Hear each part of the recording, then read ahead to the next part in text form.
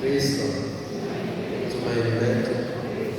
Basi tuna kila sababu ya kumshukuru Mungu kwa neema na baraka ambazo anaendelea kutujalia. Leo tena ni siku nyingine mpya ambayo tunaendelea kumshukuru Mungu yakitembelea kwa neema na baraka. Basi anaendelea kutufunua ndani yetu. Somo tulilonalo siku ya leo tunasema fahamu umuhimu wa uwepo wa Mungu katika maisha yako. Ni somo ambalo tulikuwa tukiendelea kutembea nalo kwa wiki kadhaa, siku kadhaa, lakini tutaangalia tena kwa namna nyingine mpya, na tutafika kwenye kipengele ambacho tunazungumzia katika somo lingine ambacho tunasema fahamu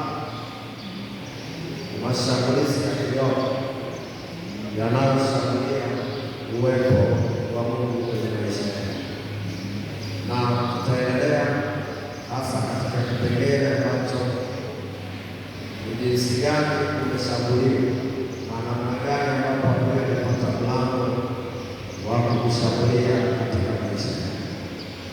Na siku ya leo nitagusia kipengele kadhaa ambazo tulipitia huko nyuma, na basi tutaendelea na mada ya siku ya leo. Tulipozungumzia kwa habari ya kufahamu umuhimu wa uwepo wa Mungu katika maisha yetu, nikasema uwepo wa Mungu ni Mungu mwenyewe pamoja na wewe. Uwepo wa Mungu ni Mungu mwenyewe pamoja na wewe, na tukaona kwamba katika maisha yetu tunahitaji sana kuunganika na Mungu, yeye aliye ndani yetu na sisi kuwa ndani yake. Tukaangalia kipengele cha pili, tukasema uwepo wa Mungu ni udhihirisho wa utukufu wa Mungu unaofunua utukufu wa Mungu kwenye maisha yetu. Na kwa sababu ya muda sitaweza kurudia vyote. Siku ya leo tutaangalia kwa uchache kwa habari ya shambulizi la kiroho linaloshambulia uwepo wa Mungu, na kisha tutaingia kwenye mada kuu. Na tuliangalia katika shambulizi la kiroho, nikasema mtu aliyeshambuliwa, mtu aliyepoteza ile hali ya uwepo wa Mungu, nikasema jambo la kwanza, anapoteza kiu ya kiroho. Anapoteza kiu ya kiroho. Kwa wale ambao hawakuwepo, basi unaweza kalia unapoteza kiu ya kiroho. Tukaangalia kwenye kitabu cha Samueli wa kwanza ile sura ya 28 aya 6 mpaka aya ya 15. Tukamwona mtu mmoja anaitwa Sauli. Sauli alipoenda kuuliza kwa Bwana, na tukaona Bwana hakumjibu kwa ndoto wala kwa manabii wala kwa Urimu. Ndipo Samueli akamwambia Sauli, mbona unanitaabisha hivi hata kunipandisha juu? Sauli akajibu, mimi nimetaabika sana, kwa kuwa hawa Wafilisti wananifanyia vita, naye Mungu ameniacha, hanijibu tena wala kwa manabii wala kwa ndoto. Kwa hiyo nimekuita wewe ili wewe unijulishe fanani. Tukaona shambulizi la kiroho, nasema tuna jambo la pili, mtu aliyeshambuliwa, maana yake katika maisha yake vita havitaisha. Maana yake vita vitakuwepo, mapigano yatakuwepo, na tutaangalia baadhi ya vipengele vingine ambavyo vilituingiza ndani kidogo. Lakini leo mada kuu ambayo tutakaotembea nayo, andika, fahamu umuhimu wa maombi katika maisha yako. Ndio somo letu la leo, siku ya leo. Fahamu umuhimu wa maombi katika maisha yako, ndio mada kuu ya leo. Fahamu umuhimu wa maombi katika maisha yako. Tunaposema kufahamu, maana yake utambue, uelewe umuhimu uliopo katika maombi. Kama hautatambua umuhimu, thamani iliyoko katika maombi, ni ngumu sana kuona thamani iliyoko ndani ya haya maombi. Na ipo siri iliyofichika katika maombi, na siri hii kuitambua au kuijua, utajua thamani kuu ya maombi. Swali la kwanza ambalo tutakaloanza kujiuliza mimi na wewe, kwa nini tunaomba? Kwa nini tunaomba? Kwa nini una haja ya kuomba? Kwa nini uombe? Asilimia 90 ya watu wengi wanaomba ili wapate, wanaomba ili wapate. Lakini kwa nini kuna haja ya kuomba? Kwa nini Mungu anataka tuombe? Tumsifu Yesu. Na ndio maana nasema ombeni bila kuchoka. So kwa nini Mungu anataka wewe uombe? Kwa nini Mungu anataka sisi sote kwa pamoja tuombe? Lakini swali ni kwa nini unaomba? Unaomba kwa sababu una shida? Unaomba kwa sababu unapita katika mazingira magumu? Unaomba kwa sababu unapita kwenye changamoto? Unaomba kwa sababu ya hali ya kimaisha unayoipitia? Au unaomba ili Mungu atukuzwe kwako, ili udhihirisho wa Mungu utukuzwe kwako? Andika jambo la kwanza. Maombi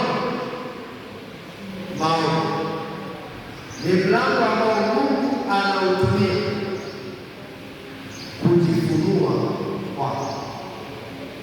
Maombi ni mlango ambao Mungu anautumia kujifunua kwako au kujidhihirisha kwako. Maombi ni mlango ambao Mungu anautumia kujifunua kwako au kujidhihirisha kwako. Na asilimia kubwa ya watu wengi sana tunaomba si kwamba Mungu ajifunue kwetu, tunaomba kwa sababu tuna shida. Halo, msifu Yesu Kristo. Ulize jirani yako, wewe unaomba kwa sababu gani? Wengi tunaomba kwa sababu tuna shida, tunapita katika mazingira ambayo yanatulazimu tuombe, yanatulazimu tusali. Lakini nia kuu, lengo kuu la wewe kuomba, unaomba ili Mungu ajifunue kwako au unaomba ili Mungu atatue changamoto zako? So Mungu akichunguza moyo wako, akigundua kwamba unaomba kwa sababu una shida, hata kujibu kwa wakati unaotaka, ila atataka uombe ili yeye ajifunue kwako, ili wewe umjue na yeye ajidhihirishe kwako, ili upate kile unachotaka kutoka kwa Mungu. Msifu Yesu Kristo. Msifu Yesu Kristo. Wengi tunaomba, so ili uone Mungu akikutembelea kwenye maombi, angalia sana dhamira, nia inayokusukuma wewe uombe. Kwa sababu wengi tunaomba hatuwezi kupata, si kwamba hatupati kwa sababu hatuombi. Inawezekana tunaomba, lakini aina ya maombi tunayoyaomba Mungu akubariki nayo. Tuangalie kitabu cha Yakobo ile sura ya 4. Kitabu cha Yakobo ile sura ya 4 aya ya 2. kitabu cha Yakobo ile sura ya 4 ile aya ya 2. Hapa nitaomba usikilize vizuri. Wote tufungue kwa pamoja.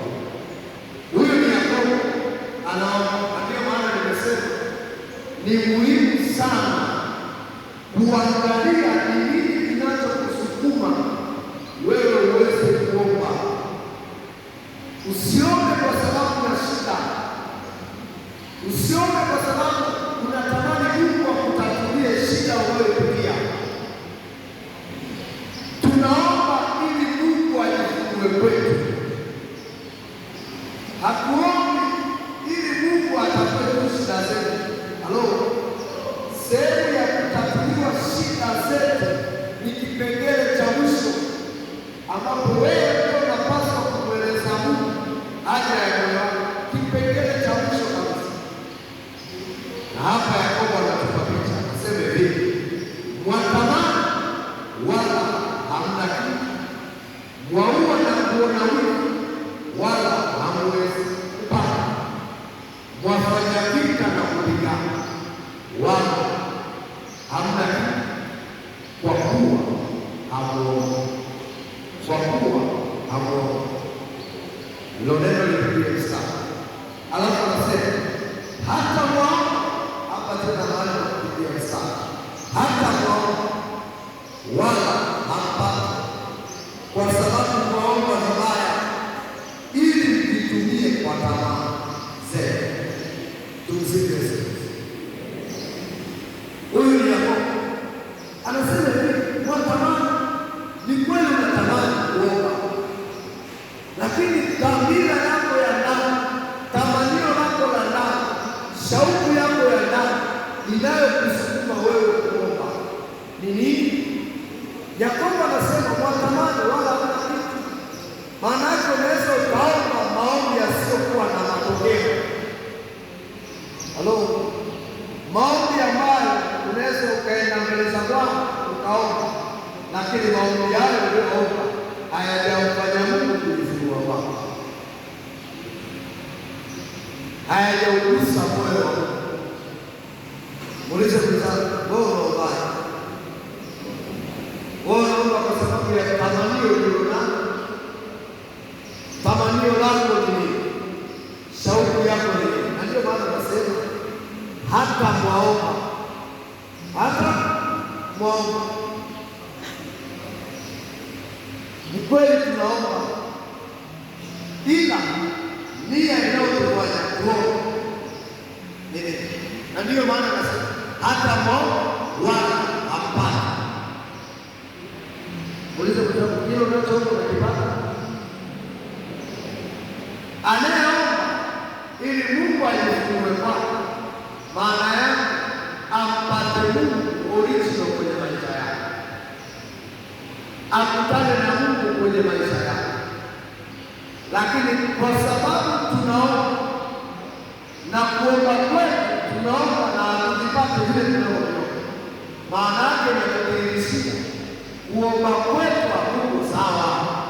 Maana yake lazima tuombe sawasawa na mapenzi ya Mungu, ambayo mapenzi yao yatamdhihirisha Mungu kwetu. Sasa hapa tukasema maombi ni hazina ya pekee unayowekeza kwa Bwana. Maombi ni hazina ya pekee unayowekeza kwa Bwana, na hazina hii unayowekeza itamfanya Mungu ajifunue kwako, kwa sababu ulichowekeza kwa Bwana kina faida. Halo, uliza mwenzako, umeshawekeza kwa kiwango gani?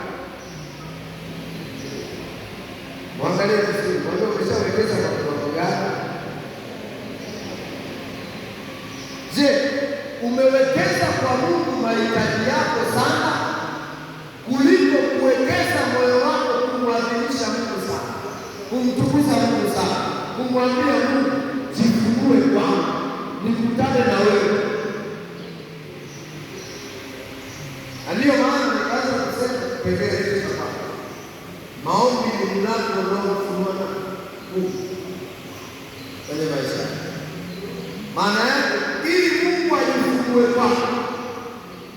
inategemea sana mahusiano ulionao wewe na Mungu. Kama mahusiano yako na Mungu hayako vizuri, hata aina yako ya kuomba haiko vizuri. Kama mahusiano yako ni mabaya na Mungu, haupatani na Mungu, hauelewani na Mungu, hauna ushirika na Mungu, hauna ushirikiano na Mungu, jua kwamba kuna vitu ambavyo huwezi kuvipata ndani ya Mungu, kwa sababu moyo wako uko nje ya Mungu, ila unavihitaji vya Mungu. Walio wengi sana tunaomba vilivyoko ndani ya Mungu, lakini hatumhitaji Mungu ili awe nasi katika kila jambo tunalofanya. Halo, ulizo kuona mpaka kilichotoka kwa Mungu. Inawezekana ukawa unaomba vilivyoko ndani, lakini tukija kwenye maisha yako, ni kweli tukikupima, ni kweli tukikagua, tunaona kabisa moyo wako unataka vya Mungu, lakini Mungu hutaka. Na ndio maana sana Mungu anakuja kukutembelea kama alivyomtembelea Musa kwenye kitabu cha Kutoka ile sura ya 35 aya ya 12 na kuendelea. Musa akamwambia Bwana, angalia, wewe umeniambia niwachukue watu hao, nawe hukunijulisha ni nani atakayekufa pamoja nao, walakini umesema na kujua jina lako, nawe umepata neema mbele zako. Sasa Musa akamwambia, basi sasa nakuomba, ikiwa nimepata neema mbele zako, nionyeshe njia zako. Kipengele cha pili, andika. Kipengele cha pili ni mlango unaomjulisha Mungu kwenye maisha yako. Maombi ni mlango unaomjulisha Mungu kwenye maisha yako, au ni mlango unaomtambulisha Mungu kwenye maisha yako. Mungu hawezi kujitambulisha kwako kama uongo. Mungu hawezi kujifunua kwako kama uongo. Mungu hawezi kujidhihirisha kwako kama hauongo. Halo, msipe sisi. Maombi ni mlango sana Mungu, lakini pia sehemu nyingine maombi yanakujulisha njia za Mungu kwenye maisha yako. Maombi yanakujulisha zile njia za Mungu kwenye maisha yako.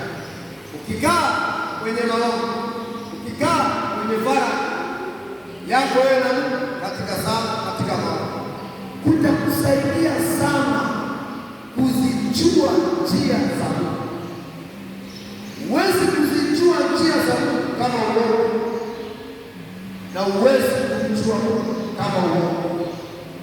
Unaweza ukajua kuhusu Mungu, unaweza ukajua kuhusu Yesu, unaweza ukajua kuhusu Roho Mtakatifu, lakini usimjue Roho Mtakatifu, usimjue Mungu aliye ndani yako, usimjue Yesu aliye ndani yako, ila ukatambua au ukaelewa kwamba kuna Yesu duniani, kuna Roho Mtakatifu, kuna Mungu, lakini maisha yako hayamjui. Halo, ulizo nataka kuona mtu unajua kuhusu Mungu. Anayemjua Mungu,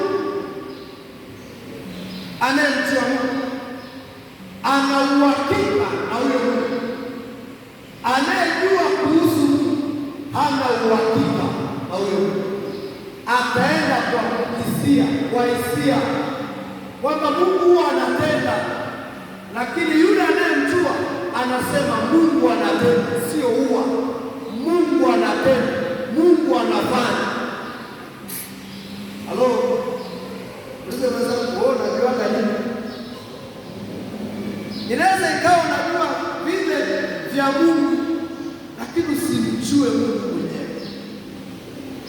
Lakini pia sehemu nyingine nasema maombi ni mlango unaodhihirisha nguvu nguvu za Mungu kwenye maisha yako.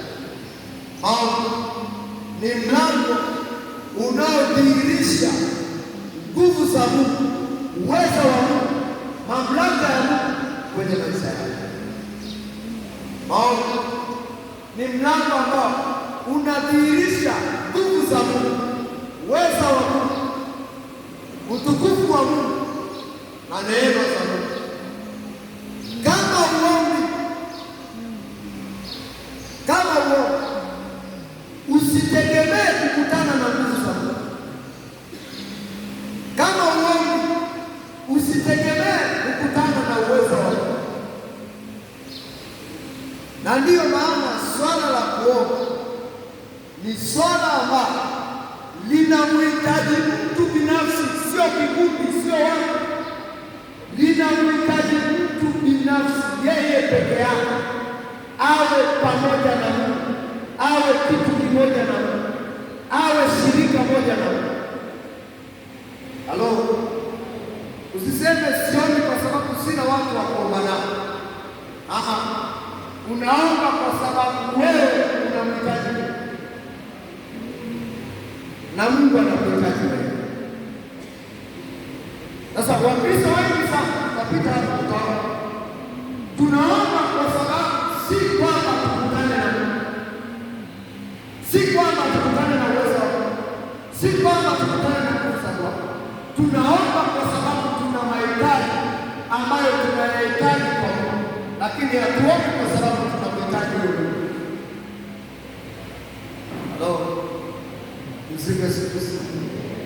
Ndio maana Mungu akichuja katika moyo wake, akitazama, anaona wewe unaomba si kwa sababu nguvu zangu zijifunue kwako, si kwa sababu tambua uwezo wako, nguvu zangu nilizo wako. Unaomba kwa sababu una shida ya kazi, unaomba kwa sababu una shida ya ndoa, unaomba kwa sababu umelogwa, unaomba kwa sababu kuna mahali umebanwa, lakini si kwamba unaomba mimi nijifunue kwako, ila unaomba kwa sababu shida imekubana. Haya, nikitatua je, tuendelea kuomba? Halo, ulize mwenzako, Mungu akiondoa shida ulionayo, tuendelea kuomba? Msipe sisi. Mungu akikuondolea vitu hivyo unavyopitia, akaruhusu kuishi kwa starehe, kwa amani, kwa furaha yote, utaendelea kuomba? Msipe sisi. Ni muhimu sana kujua kwa nini unaomba. Kwa nini unaomba? Kwa nini unaomba? Anayeomba ili apate kitu kutoka kwa Mungu, usitegemee kwamba utavipata kirahisi. Anayeomba ili Mungu ajifunue kwake, ategemee kuvipata vya Mungu, kwa sababu Mungu anayejifunua kwake ni Mungu mwenye kila kitu. Ila anayeomba kutoka vitu alivyonavyo Mungu atakupa vile unavyoomba, lakini ujue kabisa kwamba kuna vitu ambavyo hata ile neema ya upendeleo haitakuwepo. Inawezekana ukawa unaomba kazi au upandishwe cheo, lakini Mungu anaona ni kweli unahitaji kupandishwa cheo. Mungu akiangalia anasema sihitaji tu upandishwe cheo, bali ninahitaji wewe uende zaidi ya hapa. Lakini anasema kwa sababu unahitaji cheo, atakupa. Halo, msipe sisi.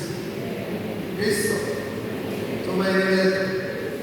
Ulize jirani yako, ona jambo la tatu, maombi ni mlango wa neema ya Mungu kukutembelea. Maombi ni mlango wa neema ya Mungu kukutembelea. Maombi ni mlango wa neema ya Mungu kukutembelea. Swali la kwanza kujiuliza, je, Mungu anakutembelea? Unatembelewa na Mungu? katika sala, katika maombi. Ni kweli Mungu anakutembelea?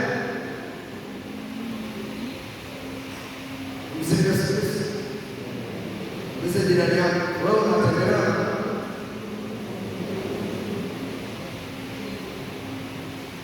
Watu wengi sana tunaomba, tunasali, lakini tunatembelewa na Mungu.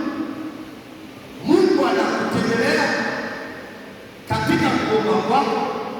Unamwona Mungu akikutembelea? Au wakati unaomba misimu ndio anakutembelea? Au wachawi ndio wanakutembelea? Nisikilize vizuri. Kuna aina ya watu wanaomba, badala ya kuomba ili wamuone Mungu akikutembelea. Ni kweli wanaomba, ni kweli wanasali, lakini mioyo yao inatembelewa na miungu ya kwao, badala ya kuona Mungu akiwatembelea. Sasa ili tuone Mungu anakutembelea, inategemea sana kiwango cha kuomba. Na hapa tunamuona Musa, ni kitabu cha Kutoka ile sura 33 aya ya 12. Hapa tunamuona Musa akitembelewa. Ni andiko ambalo tunalitumia sana sehemu nyingi sana. Tunamuona hapa Musa anatembelewa, lakini sababu ya Musa kutembelewa na Bwana, sababu ya kwanza ni kwa sababu ya neema aliyonayo Musa. Musa alipata neema machoni pa Bwana, na neema hiyo ilimfanya Mungu aweze kumtembelea Musa wakati wote, na ilimpa Musa neema ya kuongea na Mungu waziwazi. So Mungu akawa na desturi ya kumtembelea Musa wakati wote. Tunaona hapa Musa anamwambia Bwana, sio anamwambia Musa, anamwambia nani? Bwana. Maana yake ni kweli ya kwamba Musa alikuwa anaongea na Mungu kama vile na wewe unaongea. Walikuwa wakisikiana. Mungu akiongea Musa anasikia, na Musa akiongea Mungu anasikia. Maana yake walikuwa wakishauriana, walikuwa wakiongea. Ndiyo maana tunasema maombi ni mlango wa neema ya Mungu kukutembelea. Maana yake anayetembelewa na Mungu anaongea na Mungu, anazungumza na Mungu. Halo, wanashauriana na Mungu. Je, wewe na Mungu tunaongea na Mungu? Musa anamwambia Bwana, maana yake anaongea, anazungumza na Bwana. Hapa anamwambia angalia, maana yake Mungu angalia, wewe umeniambia niwachukue watu hawa, na wewe umenijulisha ni nani utakayenituma pamoja nao. Walakini umesema nakujua jina lako, nawe umepata neema mbele zako. Maana yake Musa aliambiwa na Bwana, Musa umepata neema mbele zako. Aliyemwambia hayo maneno ni nani? Ni Bwana. Na Musa alisikia. So Musa ndo akaanza kumwambia, basi sasa nakuomba, ikiwa nimepata neema mbele zako, nionyeshe njia zako. Musa alichokuwa na kutafuta ndani ya Mungu ni kwamba Musa azijue njia za Mungu. Nikizijua njia za Mungu zitanisaidia mimi kumjua Mungu. Nikimjua Mungu ndio nitathibitisha kwamba nimepata neema mbele za Bwana. Musa akapata hiyo neema, akamwambia Mungu, kumbuke taifa hili watu wako, kwa sababu Musa alipopewa ni jukumu la kuwatoa watu kutoka nchi ya utumwa. Halo, sote anaenda kuuliza kwa Bwana, anaenda kuongea kwa Bwana. Musa amepewa mwaliko wa kuwatoa watu utumwani, lakini sio Musa anatafuta mtu wa kwenda naye. Mungu anamwambia kwa sababu umeniomba mimi, neema yangu tu ndio kutosha itakayoenda na wewe. Neema uliyoipata ndio itakayokusaidia kuwavusha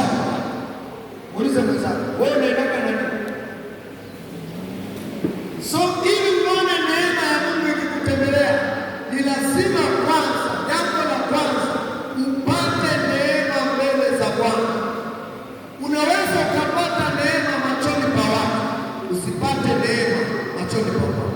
Unaweza ukapata neema machoni pa watu, usipate neema machoni pa Bwana. Ni lazima uwe na hizi neema dagodago, upate neema machoni pa Bwana, upate neema machoni pa watu, kwa sababu ukipata neema machoni pa Bwana ukakosa neema machoni pa watu, uwe na uhakika kwamba watu watakukataa.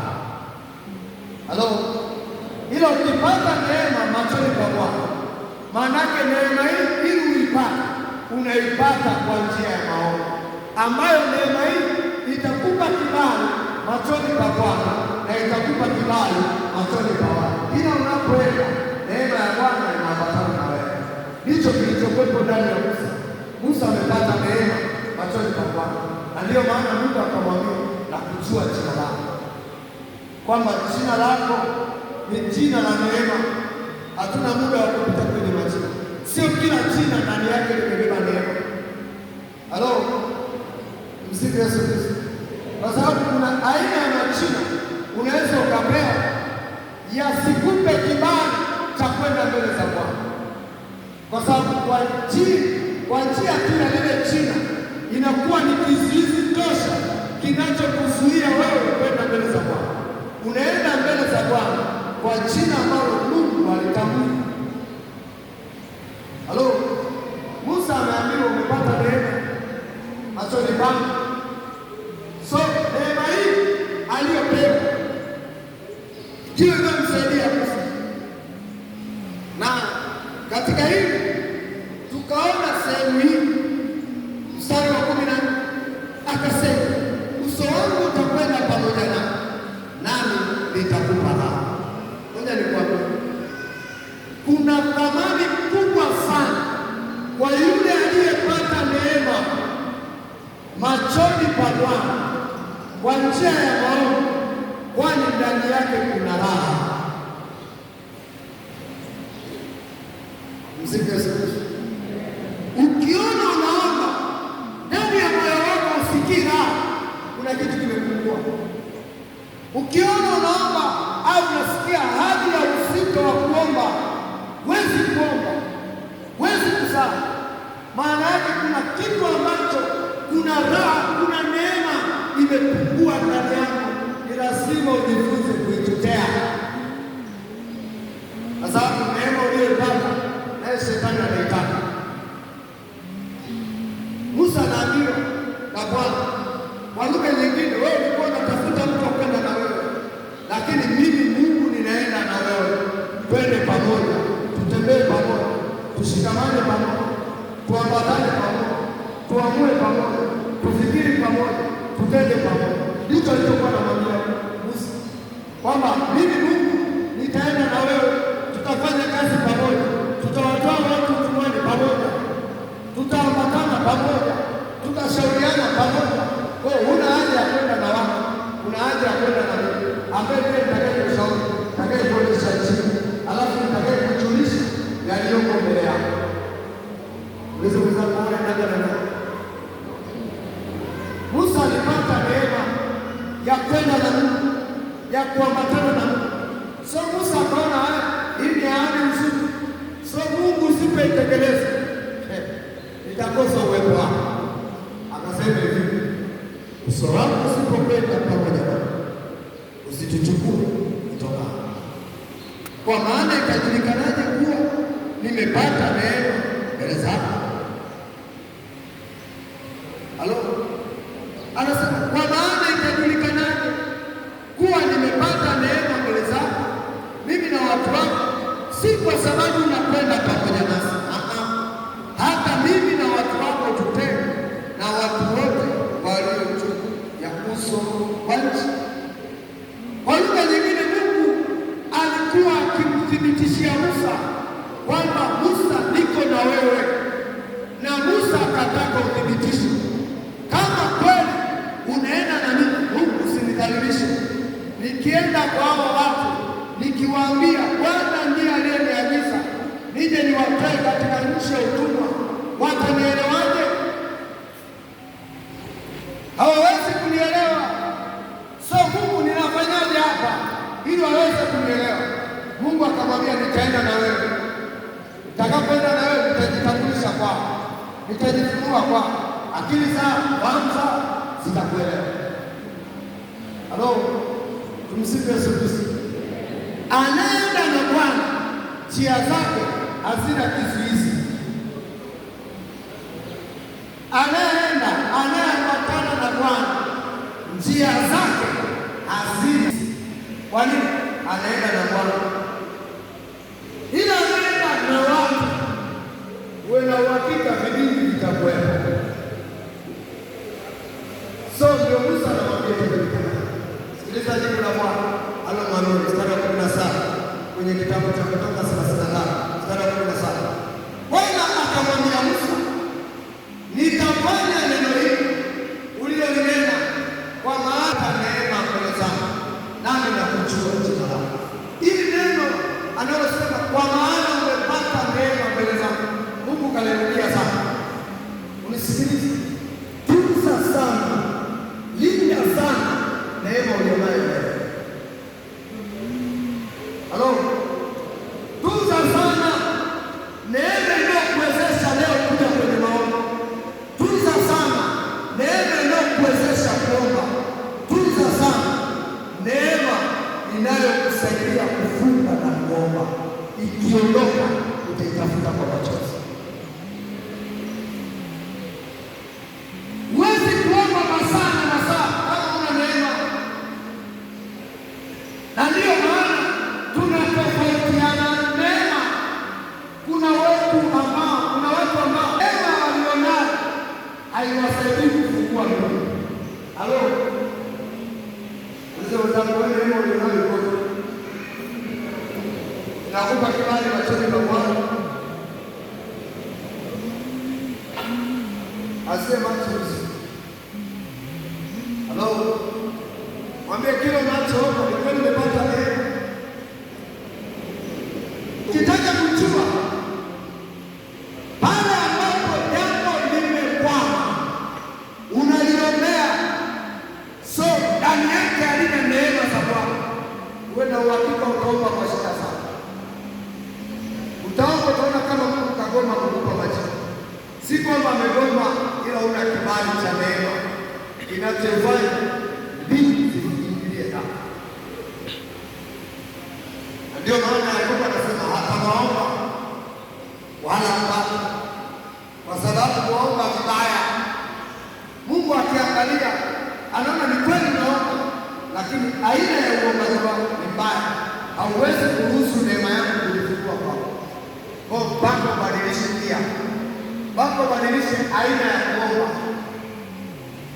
Halo, tumsifu Yesu Kristo. Unisikiliza, kaandika kipengele namba 8 mpaka namba 6. Namba 8, kiwango cha neema ulichokuwa nacho, kiwango cha neema ulichokuwa nacho.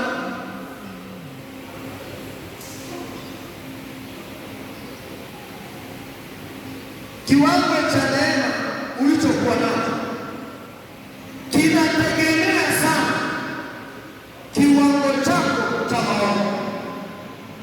Kiwango cha neema ulichokuwa nacho kinategemea sana kiwango chako cha maombi ulicho nacho. Kinategemea sana kiwango chako cha maombi. Ingia ndani yako, jiulize, jioni nikague kiwango changu cha kuomba kikoje, na kama kiwango changu cha kuomba kinafanya au kinaruhusu mimi au kinaruhusu neema ya Bwana kujifunua kwangu, au kinamfanya Mungu ajidhihirishe kwangu. Inawezekana ni kweli unaomba, lakini kiwango unachoomba, aina ya kiwango unachoomba kikoje? So unaomba Mungu akuwezeshe kuwe kampuni, uwe mfanya biashara, alafu aina ya kiwango unachoomba ni kiwango cha deni. Wewe kampuni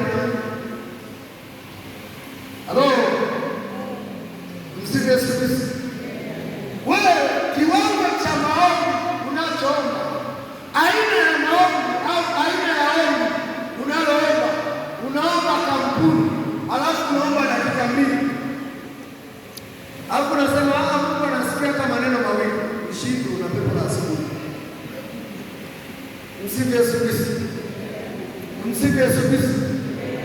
Na ndiyo maana Mungu anawatafuta wale huomba kwa bidii. Huna bidii, huwezi kujishughulisha kwenye maombi. Usitegemee na majibu yako yatakuja, ni mpaka uamue kujishughulisha. Msifu Yesu Kristo. Kuna aina ya watu wameomba, na hapa nitazungumzia sana eneo hili, hasa kwenye kiwango cha maombi. Adui akitaka kukumaliza kwenye maisha yako,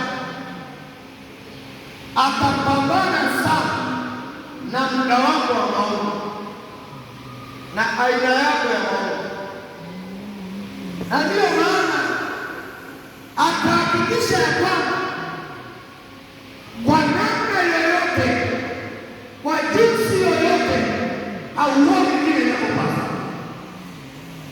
Fuatilia, ni wapangaji wazuri wa muda wa kuomba, lakini sio watekelezaji wa ule muda. Ni wapangaji wazuri sana wa kufunga, lakini sio wamalizaji wa mfungo.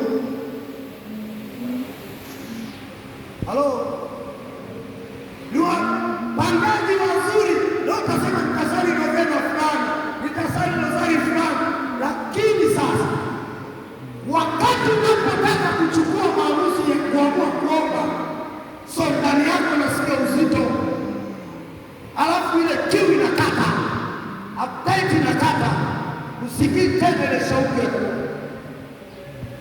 Maana yake adui anachozuia ni ile neema itakayozaliwa katika kile ulichoomba, na ndiyo maana anazuia muda wako ukose muda wa kuomba, na atakachokili nacho, sehemu ya pili, atatengeneza uchovu ndani yako usio wa kawaida.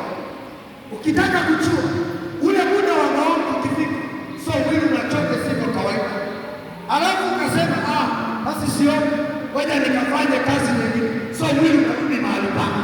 Kwa nini? Wakati unapotaka kuchukua maamuzi ya kuomba, mwili unachoka. Saa ambayo haujachukua maamuzi ya kuomba, mwili uko vizuri. Wangapi wanakutana na hiyo hali? Wapeme zako, wewe uko hapa. Shida sio wewe uombe, shida ni ile neema itakayozaliwa katika kile utakachoomba. Na ndiyo maana atapiga uaminifu wako kwa Mungu. Kwa nini usiombe? Uliweka agano na Mungu kwamba saa 9 usiku nitaomba. Ghafla inawezekana ukawa umeshinda mpaka saa 5 au kalala mapema kabisa, lakini saa ambapo nasikia ile alamu inagonga ili kuamsha uombe, ndio saa usingizi mzito umekuelemea. Ndio pale ambapo shetani anakubembeleza. Wapeme zangu, umebembelezwa mara ngapi? Ndio shida. Leo waamke kwa jina la Yesu. Zipo neema ambazo kila ombaye usipata, hata tu kwa dakika 2 unapoomba unairuhusu mbingu iingilie kati. So uombi maana yake mbingu zimefungwa. Shetani hataki uwe na uhusiano na mbingu, uwe na uhusiano na Mungu, kwa sababu unajua utakapoomba tu kuna kitu kitazaliwa, kuna kitu utapata. Pengine namba 2, kiwango chako cha kuomba. Hapo usikilize vizuri, kiwango chako cha kuomba ni uhai. Andika hiyo, kiwango chako cha kuomba ni uhai.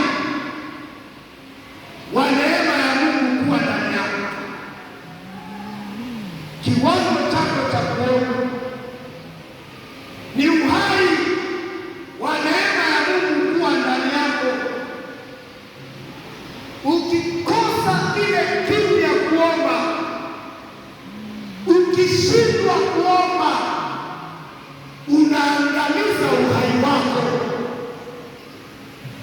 Kama vile mtu anavyohitaji kula, kunywa,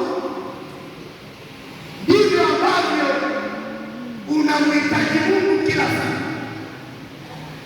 Halo, so wengi tumepoteza uhai wa kuomba. Ili mwanadamu aweze kuishi lazima anywe, sio? Na ili roho yako iwe hai mbele za Bwana ni lazima uombe.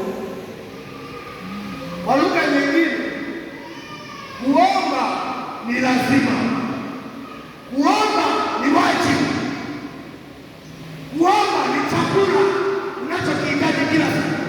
Usipokula utakufa na njaa. Halo, kuomba ni hitaji la kila siku unalolihitaji, na ndiyo maana kama huna kitu cha kuomba mbele za Bwana, sema Bwana Yesu, nifunue kwangu, nikujue wewe, nitambue mapenzi yako, nitambue nguvu zako, nitambue uwezo wako. Maana yake unamwambia Yesu, njoo ndani yangu. Halo, so kuna mahali fulani nilienda sasa, nikasema hivi, usisubirie muda fulani uanze kuomba. Usisubirie muda fulani uanze kuomba. Inawezekana uko kwenye barabara, inawezekana uko njiani, inawezekana uko pale nyumbani, inawezekana hata unasubiri mbalimbali kutoka siku. Iliwahi kusemanga hivi, kuna wakati lazima muda wote uwe na Bwana, muda wote uzungumze na Bwana.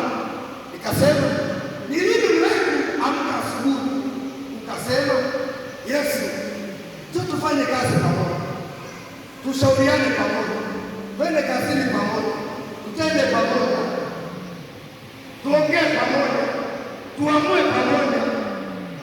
Halo, msingi Yesu Kristo. Yesu, njoo tufue pamoja, tuoshe vyombo pamoja. So unapiga stori na Yesu, unaongea naye. Hizo zako mara mwisho kupiga stori na Yesu kasema hicho ni sawa sawa. Mara ya mwisho kupiga stori na Yesu ni wakati. Yesu anasema tumshirikishe katika kila jambo. Maana yake anaambia Yesu, hapa kazini pamewaka moto.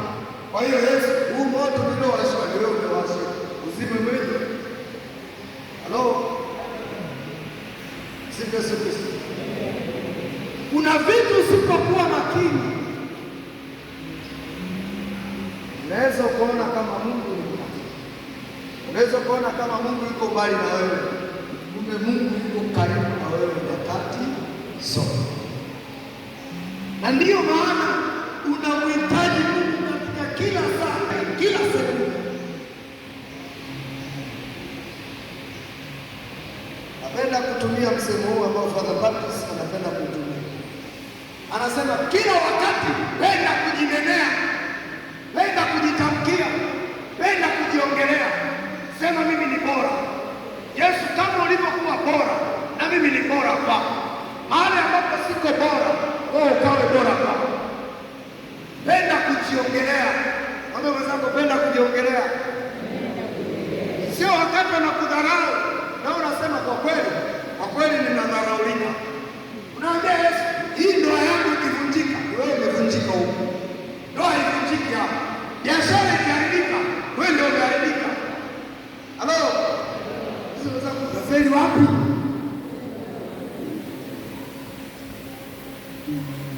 Penda kuongea na Yesu nyakati zote. Penda kuongea na Mungu wakati wote. Kwa sababu unamhitaji Mungu wakati wote. Kwa sababu ndio uhai wako. Ili uweze kuwa hai, ni lazima uombe. Huwezi kuwa hai kama uombe. Ili tujue uko hai kiroho, tutakupima kwa kiwango chako cha kuomba. Na tutayakagua mahusiano yako wewe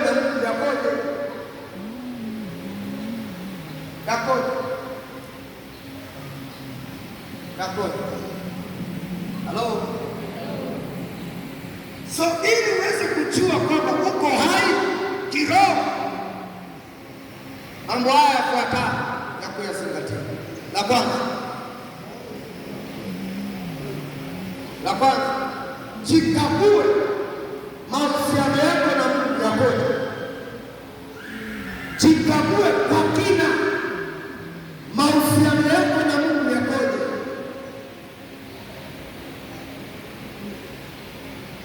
Mahusiano yako na Mungu yakoje. Huwezi kujioji, so mimi Jafet, mahusiano yangu na Mungu yakoje? Yako vizuri au yako vibaya? Jibu litakalotoka ndilo litakalokuambia wewe uko hai au uko ICU. Jambo la pili, kiwango chako cha kuomba kipoje? Kiwango chako cha kuomba kipoje? Kwa sababu si kwamba watu wengine hatuwezi kuomba, tunaweza kuomba. Shida ni uvivu, na wengi hatutaki kuomba, tunataka kuombewa. Angalia jirani yako, unataka kuombewa.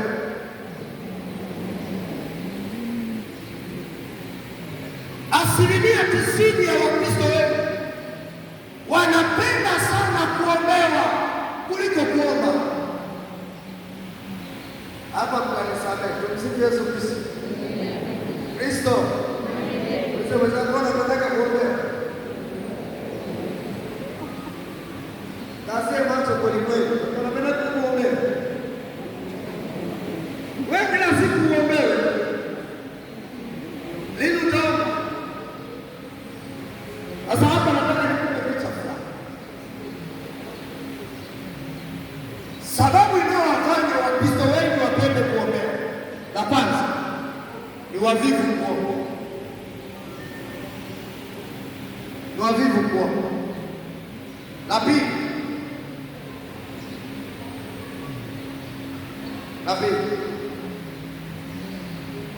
hawapendi kujishughulisha na kuomba. Hawapendi kujishughulisha na kuomba. La tatu, hawataki kujua kuomba. Hawataki kujua kuomba. La nne, hana maamuzi sahihi. Hana maamuzi sahihi yatakayomfanya aamue kuomba. Hana maamuzi sahihi. Kuomba atataka, kuombewa atataka. Hana maamuzi sahihi. Halo, so msie katika sehemu ya watu, si ndio? Msifu Yesu Kristo. Unapokosa maamuzi sahihi ya kuomba, maana yake utaondolewa appetite ya kuomba, au usikii tena ladha ya kuomba, utasikia ladha ya kuombewa. Na ndiyo maana ukiomba mwenyewe hauamini kama Mungu amefanya, ila ukiombewa ndio unaamini kwamba Mungu amefanya. Halo, hapo ndio tunawakamata wewe. Msifu Yesu Kristo. Ulize mwenzako, wewe unaombewaje? Na wewe unaombaje?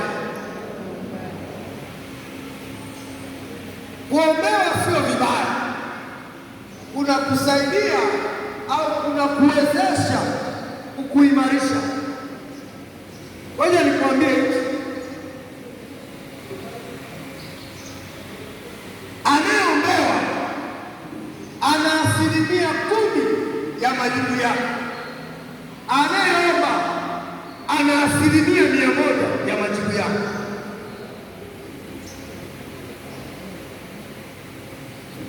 Anayeombewa ana 10% tu za majibu ya maombi, lakini anayeomba ana 100% ya majibu yake. Niulize Bwana,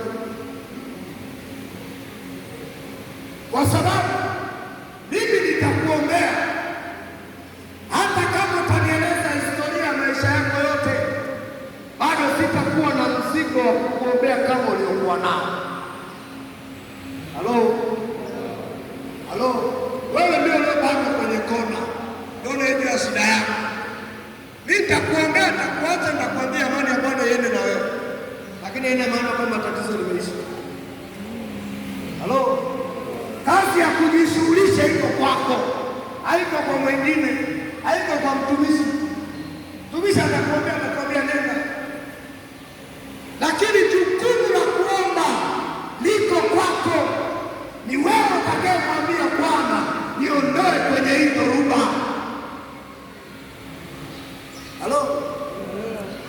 Msifu Yesu Kristo. Wangapi tunaelewa? Pigie Yesu makofi. Ili uweze kuona Mungu anakutembelea, ni lazima ujifunze kuwa kuomba kwako ni wajibu, kuomba kwako ni hitaji la kila siku. Na ili uweze kumwona Mungu akijifunua kwako, uone Mungu akijifunua kwako, inategemea sana faragha yako wewe na Mungu. Na faragha ni ya kwako binafsi, sio ya kwako na mtumishi, padri au askofu. Ni ya kwako wewe binafsi na Mungu. Wakristo wengi sana tumepoteza faragha na Mungu. Faragha inakuimarisha kiroho, faragha inakuinua kiroho, faragha inamfanya Mungu akutembelee nyakati zote. Niwauliza, wangapi nyumbani kwao wana utaratibu wa kuomba na kukaa faragha? Sasa pale kwenye kukaa faragha, wengine wanasema hapa ndio chance yenyewe.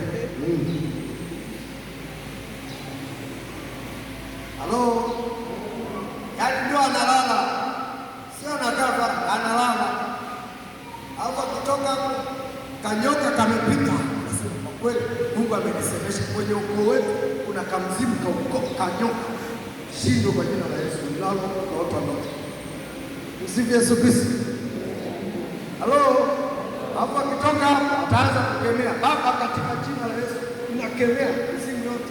Ndugu zangu, wewe ulala ukaota ndoto, ile ni ndoto kama ndoto nyingine. Tunaendelea namba ngapi? Namba C. Neema ni nini? Hapa si andike. Neema ni nini? Neema ni nini? Neema ni nini?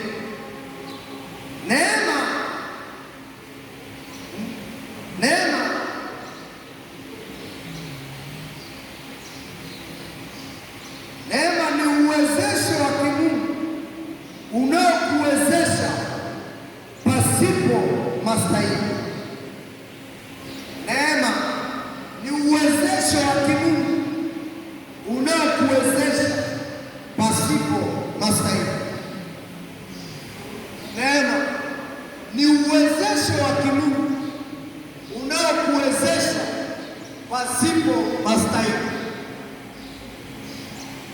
Hakuna aliyestahili kuomba, ila tuliwezeshwa kuomba.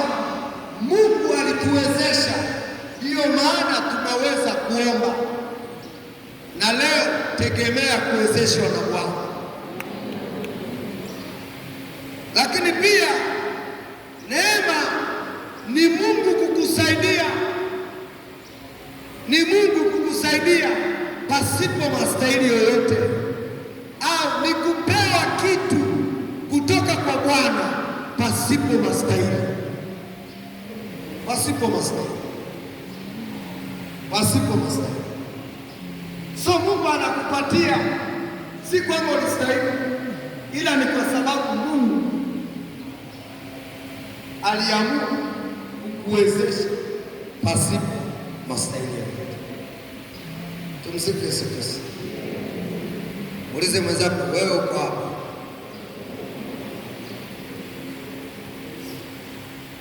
kipengele kingine namba unapoomba unakikaribia kiti cha neema. Kila unapoomba unakikaribia kiti cha neema, au unamkaribia Mungu wakati wote. Kila unapoomba unamkaribia Mungu wakati wote. Uliza mwenzako, ukaribu wako na Mungu, umeshamkaribia Mungu kwa kiwango gani? Halo, msifu Yesu Kristo. Msifu Yesu Kristo tena. Pigie Yesu makofi mengi. Leo Mungu atakuwezesha ukatoka. Kuna jambo hapa tunataka tumalizie. Watu wengi tunaomba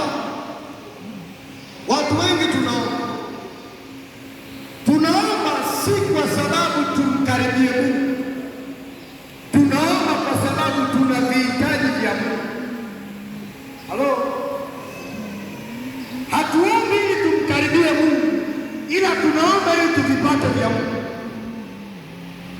Na Mungu akigundua anasema hapa, wewe unaomba kwa sababu ya vile vilivyopo kwako, kwa sikupi.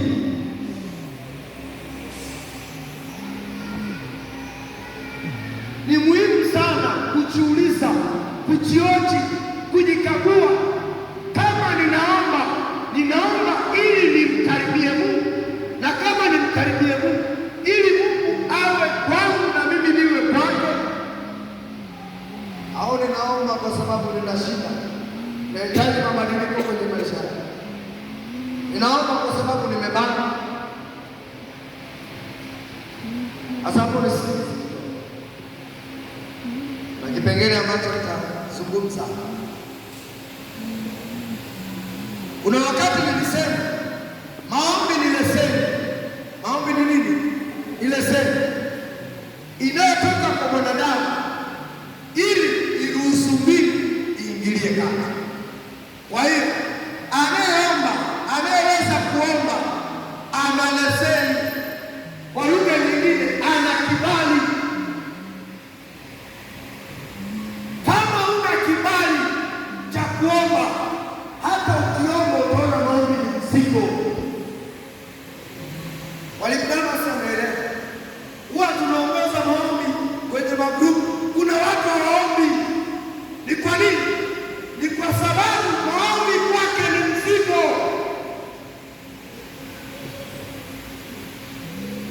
Ukiona uombi hauna kibali, tafuta kibali kitakachokuwezesha kuomba. Unaweza kuona kuna maombi mazuri, ukasikia maombi mazuri, lakini kwa sababu ya kukosa kibali kutakufanya usikutane na Bwana. Kwa nini? Hauna kibali kinachoifungua mbingu. Tafuta kibali kitakachokuwezesha usifungua mbingu kwenye maisha yako, na kibali hiki unakipata kwa njia ya maombi, kwa sababu haki unayo. Haki unayo na Mungu alikuwezesha. Msifu Yesu Kristo. Msifu Yesu Kristo. So kila Mkristo alipewa neema. Angalia kitabu cha Mathayo. Kitabu cha Mathayo sura ya 6 aya ya 9 na kuendelea. Hii ni sala ambayo kila mmoja anaijua. Anasema hivi, basi salini hivi: Baba yetu uliye mbinguni, jina lako litukuzwe, ufalme wako uje. Unisikilize vizuri. Chochote unachoomba mbele za Bwana, omba ili Mungu atukuzwe. Arudia tena. Chochote unachoomba kwenye maisha yako, usiombe tu ili mradi, omba ili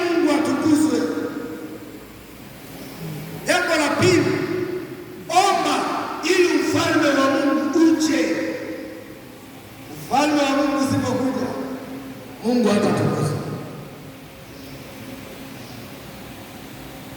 Uliza wenzako, kuona umbali ili Mungu atukuzwe, kwa sababu tunaomba ili Mungu atukuzwe na ufalme wake uje. Maana yake omba na ufalme wa Mungu unapokuja unaachilia mabadiliko, unaachilia mabadiliko. Na wengi tumeomba hatuoni mabadiliko, ni kwa sababu kuomba kwetu hakufanyi kuwa Mungu atukuzwe.